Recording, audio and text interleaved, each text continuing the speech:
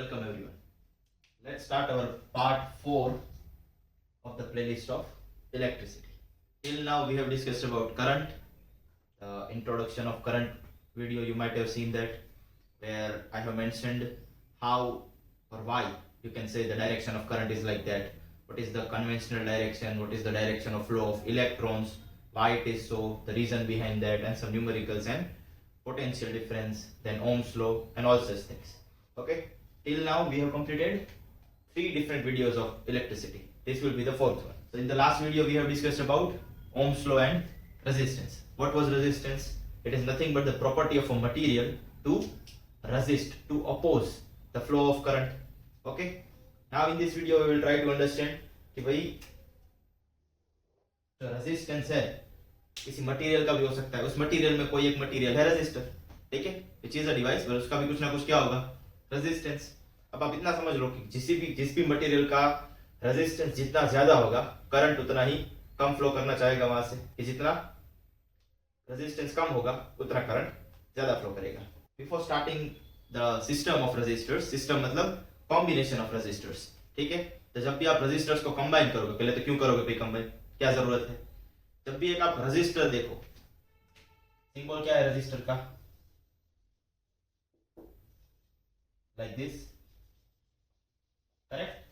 लेकिन इसकी वैल्यू क्या होगी, फिक्स्ड वैल्यू ना.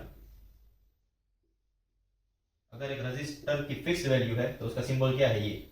अगर रेजिस्टेंस की वैल्यू चेंज हो रही है, मींस अगर चेंजिंग पॉसिबल है, to change the value what we will use either a variable resistance. तो स्टार्टिंग में आपने सिंबल देखा था variable resistance, which has a symbol like this. यही रेजिस्टर बना दो और फिर ऐसे वेरिएबल की साइन कर दो. ओके, और we can also use rheostat. क्या है रियोस्टेट का सिंबल, देखो वही रेजिस्टर, फिर one arrow like this. But इन दोनों में और इनमें क्या डिफरेंस है मेन, इस रेजिस्टर की वैल्यू कुछ ना कुछ फिक्स होगी. फॉर एग्जांपल क्या होता है रेजिस्टर का यूनिट, रेजिस्टेंस का यूनिट ओम. तो कोई रेजिस्टर है जिसकी वैल्यू है 50 ओम, क्लियर. 50 ओम क्या होगी, फिक्स. लेकिन इसमें आपको जो वैल्यू चाहिए वो आप सेट कर सकते हो. That's why it is called as variable resistance and that is called as rheostat. वो तो चलो नाम से पढ़ा है, लेकिन इन दोनों में कॉमन क्या है, you can change the value of resistance. 40 ओम, 50 ओम, 60 ओम. जैसे रेगुलेटर है हमारा, तो रेगुलेटर को आप कोई भी वैल्यू पे सेट कर सकते हो, 1 to 5 में से. वैसे इसको भी similarly variable resistance works like that. मुझे वेरिएबल रेजिस्टेंस या रियोस्टेट का यूज नहीं करना है. I just want to use the resistor, but still I will use it in that way. I will make a pattern in that way where I can find a different values.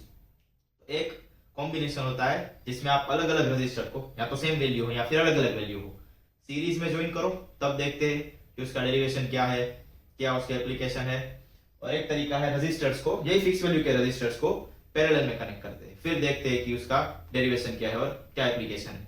Okay, so let's start. Our first combination और you can say connection of different resistors is series connection, और you can also say it as series combination.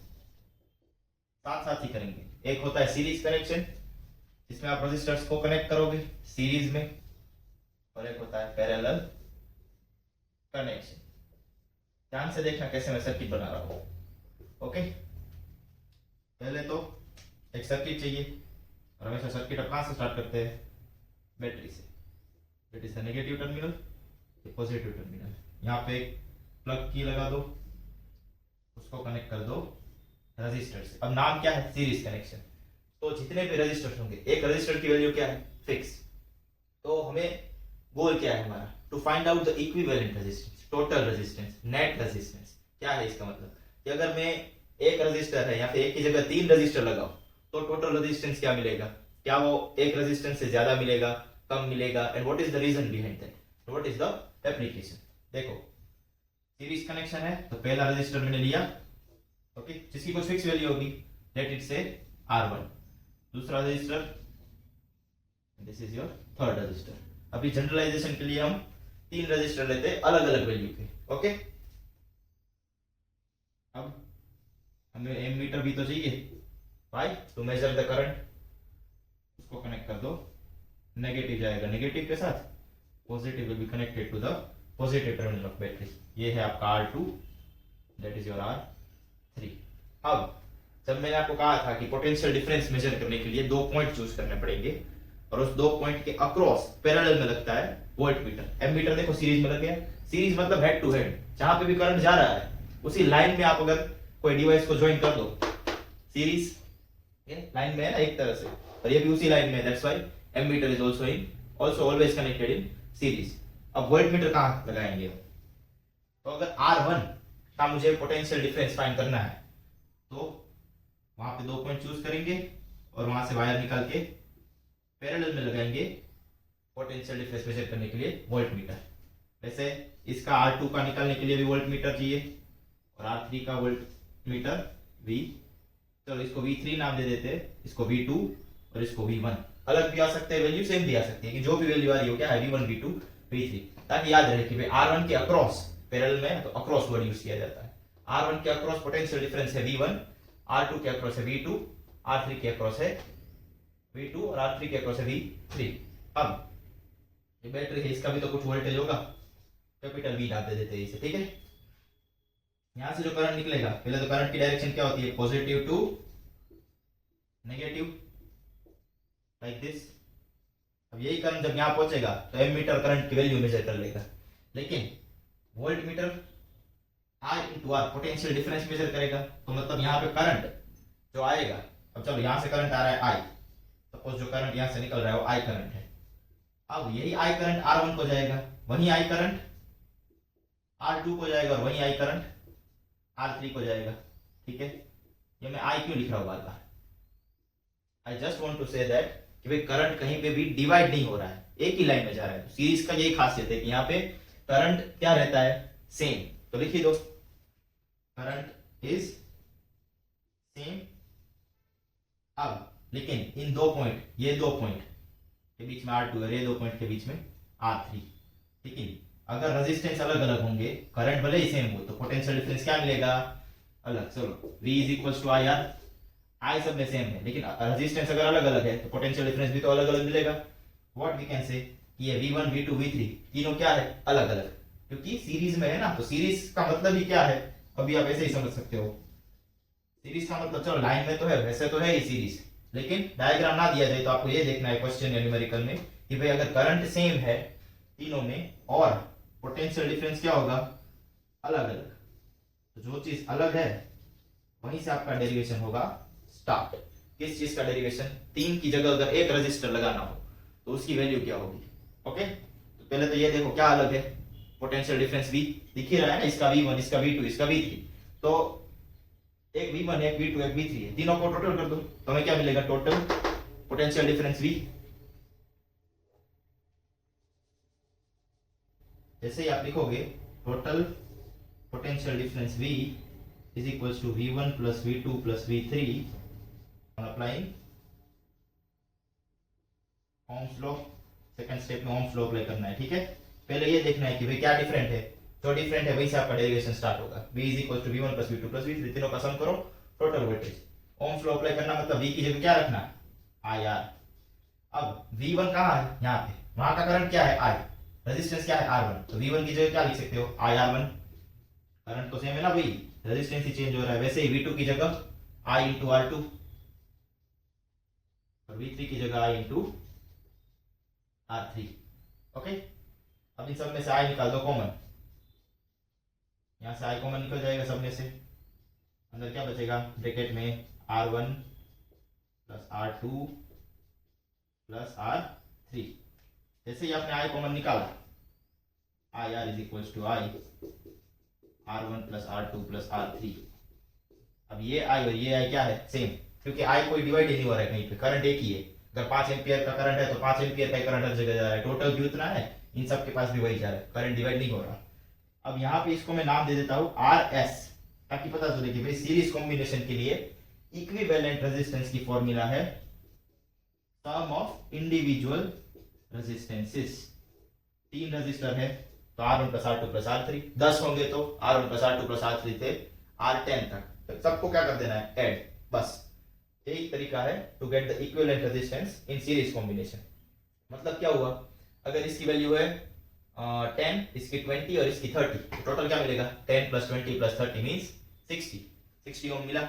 अब वो 60 ओम इन तीनों से बड़ा है, तो अगर हमें इक्विवेलेंट रेजिस्टेंस इंडिविजुअल रेजिस्टेंस से ज्यादा चाहिए तो उसे आप सीरीज में लगाओगे, और अगर कम चाहिए तो let's see our next diagram which is of parallel combination और पैरेलल कनेक्शन। वहीं से चलो बैटरी बनाओ सबसे पहले, minus plus which will be connected to resistances. अब यहां पे देखना, ये जो रेजिस्टेंस है ना तीनों, वो क्या है, पैरेलल में, तो लगना भी तो चाहिए भाई पैरेलल में है। ये हो गए तीनों पैरेलल में, फिर उसको कनेक्ट कर दो एमीटर से, ये एमीटर का माइनस, ये प्लस प्लस प्लस के साथ, माइनस माइनस के साथ, तीनों का नाम दे दो R1 R2 R3, ठीक है। अब ये पैरेलल कनेक्शन हो गया। जैसे ही करंट फ्लो होगा, स्विच ऑन होगी, करंट फ्लो करेगा, get total potential difference BV, total current BI, यही I करंट यहाँ पहुंचेगा, यहाँ से यहाँ जाएगा, यहाँ से यहाँ जाएगा, लेकिन जब वो इस पॉइंट पे पहुंचेगा तब वो करंट डिवाइड हो जाएगा। उसी तरह से जैसे एक पाइप है, सिंगल पाइप है, आगे जाके 3 पाइप में डिवाइड हो रहा है, तो उसके अंदर का जो पानी है वो तीनों पाइप में डिवाइड होगा। ओके, ग्रेविटी को नहीं लाना है बीच में। तो चलो यहाँ पे जो ऊपर करंट जा रहा है वो, उसको नाम दे दो I1, तो मतलब R1 से जा रहा है I1, R2 से जा रहा होगा I2, R3 से जा रहा होगा I3। नाम भी वैसे ही देने आपको कि इजी रहे याद रखने में। तो I1 I2 I3, अब देखो ध्यान से, यही I1 I2 और I3 आगे जाके वापस क्या हो जाएंगे, मर्ज। यहाँ से वापस कौन सा करंट निकलेगा, I, वो ये मेजर कर लेगा, क्योंकि एमीटर तो आप सीरीज में लगाओगे, कहीं पे भी लगा सकते हो एमीटर, यहाँ लगाओ, यहाँ लगाओ, यहाँ लगाओ, वेरेवर यू वांट, ठीक है। लेकिन पोटेंशियल डिफरेंस मेजर करने के लिए जो वोल्ट मीटर लगेगा वो कहाँ लगेगा, पैरेलल में। अब देखो ध्यान से देखो, अगर आप, तो जो 2 पॉइंट है ना, वो अगर मैं ये कंसीडर करूं, ये 2 पॉइंट, तो उन 2 पॉइंट के बीच में ही तीनों रजिस्टर है और तीनों पैरेलल में है, तो उन 2 पॉइंट के बीच का अगर मुझे पोटेंशियल डिफरेंस फाइंड करना हो तो मैं उसी के पैरेलल में क्या लगा दूंगा, वोल्ट मीटर प्लस और ये minus. Potential difference between across this R3 is V, R2 के बीच का पोटेंशियल डिफरेंस वो भी V, और R1 का भी V, तीनों में पोटेंशियल डिफरेंस क्या है, सेम। और एक बात समझो, तो मैंने कहा था सीरीज कॉम्बिनेशन, सीरीज कनेक्शन, तो करंट क्या था, सेम, करंट कहीं पे डिवाइड नहीं हो रहा था, लेकिन पोटेंशियल डिफरेंस वो क्या था, अलग। लेकिन अगर यहां देखो आप, तो करंट क्या है, डिफरेंट, और पोटेंशियल डिफरेंस क्या है, सेम, क्योंकि पोटेंशियल डिफरेंस या फिर पोटेंशियल डिफरेंस पैरेलल में क्या रहता है, सेम। अभी आपको कहा था पोटेंशियल डिफरेंस या फिर वोल्ट मीटर लगता है पैरेलल में, तो ये 2 पॉइंट के बीच में ही R1 है, ये 2 पॉइंट के बीच में ही R2 है, ये 2 पॉइंट के बीच में ही R3, और उसी 2 पॉइंट के बीच में है वोल्ट मीटर अपना। पोटेंशियल डिफरेंस क्या होगा पैरेलल में, सेम। तो पैरेलल का मतलब ही क्या हुआ, अभी आपको as of now you can remember parallel as कि भाई पोटेंशियल डिफरेंस रहेगा सेम, लेकिन करंट क्या होगा, एज आई सेड, जो चीज डिफरेंट होगी हमारा डेरिवेशन वहीं से स्टार्ट होगा। डेरिवेशन मतलब to get a simplified value. Okay, current हो गया डिफरेंट। अब यहाँ पे क्या किया था हमने, टोटल वोल्टेज दिया था, क्योंकि वोल्टेज अलग अलग था। यहाँ पे क्या लेंगे, टोटल करंट, टोटल करंट को दे दो नाम I, वही है, which will be the sum of I1 plus I2 plus I3, सब मिलके वापस क्या बना रहे थे, capital I, I1 plus I2 plus I3। अब देखो इधर में ओम्स लॉ लगाओ, तो क्या है Ohm's law, V is equals to IR, हमें तो भाई I चाहिए, तो I को सब्जेक्ट बनाओ। जैसे ही I को सब्जेक्ट बनाओगे क्या मिलेगा, V डिवाइडेड बाई R। तो जहां पे भी आपको I दिखे वहां पे V बाय R रखना है, I की जगह रखो V बाई R, I1 की जगह क्या आएगा, V अपॉन R1। ध्यान से देखो, तो I1 की जगह क्या लिख सकते हो, V बाय R1, I2 की जगह V बाय R2, I3 की जगह V बाय R3। ओके, अब यहाँ पे पोटेंशियल डिफरेंस सेम है इसलिए मैं V ही रख रहा हूँ, या फिर आप ऐसा भी कर सकते हो, पहले अलग अलग ले लो फिर वापस सबको सेम करो, वही चीज एक स्टेप बढ़ जाएगा। R1 R2 और I3 मतलब V by R3, V by R ही रखा है हमने बस, I की जगह V बाय R, I1 की जगह V bye R1, V1 bye R1 भी लिख सकते हो, लेकिन पोटेंशियल डिफरेंस क्या होगा, V1 V2 V3 और V सब सेम, तो सबको रिप्लेस कर दोगे V से, लेकिन R1 R2 R3 अलग अलग है ना, तो I1 के अक्रॉस का रेजिस्टेंस जो होगा, I1 जहां से पास कर रहा है वो R1, I2 जहां से पास कर रहा है वो R2 और I3 जहां से पास कर रहा है उसका रेजिस्टेंस R3। तो आपको वैसे वैल्यू रखनी पड़ेगी। अब चलो कॉमन निकल रहा है V, यहाँ पे जैसे I कॉमन निकल रहा था, V को कॉमन निकालो आप, अंदर बचेगा 1/R। इधर जैसे V कॉमन निकालोगे क्या मिलेगा, 1/R1 plus 1/R2 plus 1/R3। V क्या हो जाएगा, कैंसिल, क्योंकि पोटेंशियल डिफरेंस तो सेम ही है और कहीं पे पोटेंशियल डिफरेंस है नहीं, ठीक है। तो टोटल पोटेंशियल डिफरेंस होगा वही तीनों इंडिविजुअल का potential difference, total potential difference cancel out. तो क्या बचा, 1/R is equal to 1/R1 plus 1/R2 plus 1/R3। ये है आपकी formula equivalent resistance for parallel connection. तभी मैंने नाम क्या दे दिया, 1/Rp। अब 1/Rp की वैल्यू जब आप कैलकुलेट करोगे ना, तब आप R1 R2 और R3 की वैल्यू रखोगे। अब किसी भी नंबर का आप रेसिप्रोकल लेके एडिशन करो तो उसका जो आंसर मिलेगा ना आपको, वो इंडिविजुअल रेजिस्टेंस जितना होगा ना उससे भी कम मिलेगा। व्हाट आई मीन टू से, इधर आप वैल्यू लोगे अगर 10, 20 और 30 फॉर एग्जांपल, ठीक है। तो 10, 20 और 30 मतलब 1/10 अगर पैरेलल में है तो 1/10 प्लस 1/20 प्लस 1/30 एलसीएम लोगे, फिर एलसीएम लोगे तो कुछ आंसर मिलेगा, सम करोगे, फिर उसका रेसिप्रोकल करोगे ना लास्ट स्टेप में, वरना आपको क्या मिलेगा 1/Rp। रेसिप्रोकल करोगे और जो आंसर मिलेगा ना वो 10 से भी कम मिलेगा। और यहाँ पे क्या था, जो मैक्सिमम वैल्यू होगी तीनों में से 10, 20, 30, अगर सीरीज में लगाओ तो 30 से भी ज्यादा मिलेगा टोटल, और पैरेलल में लगाओ तो जो मिनिमम वैल्यू है रेजिस्टेंस की 10, उससे भी कम मिलेगा। तो जब आपको रेजिस्टेंस कम चाहिए और आपके पास ज्यादा रेजिस्टेंस है, you will go with somewhere parallel connection.